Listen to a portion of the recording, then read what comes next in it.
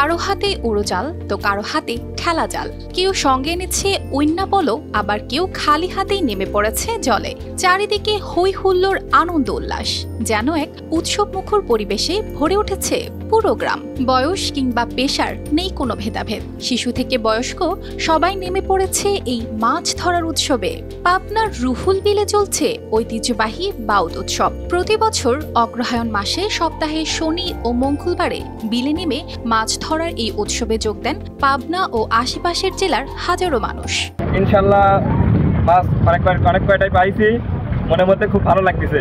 বাবাটা আসছি, বাবা সবসময় সাথে করে নিয়ে আসে মাছ ধরতে। ধরা পড়ে শোল, বোয়াল, রুই, কাতলা, চিতল আর গজার মাছ।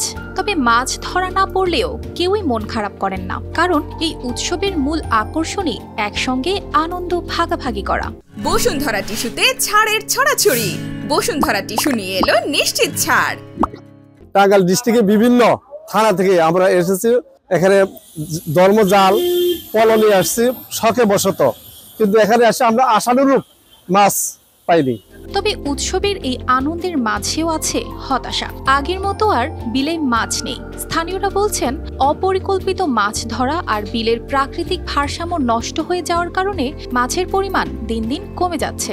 আমরা টাঙ্গাইল থেকে আসছি, টাঙ্গাইল মধুপুর উপজেলা থেকে। প্রতি বছর এই জায়গায় মাছ ধরার জন্য আসি হাউস কইরা, কিন্তু এই বছর কোনো মাছ নাই এই বিলে।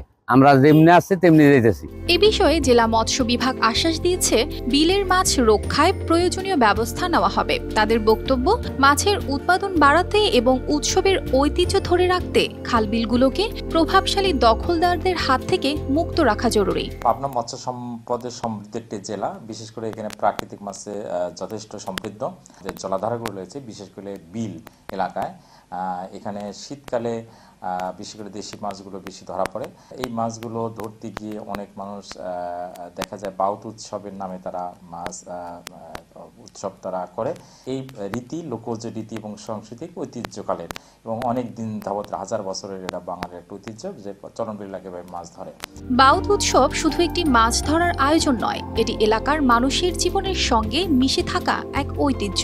এখানে ভোরের কুয়াশায় বিলে নামা, মাছ ধরা আর দিন শেষে হাসি মুখে বাড়ি ফেরা যেন গ্রামীণ জীবনের এক অভাবনীয় চিত্রপট।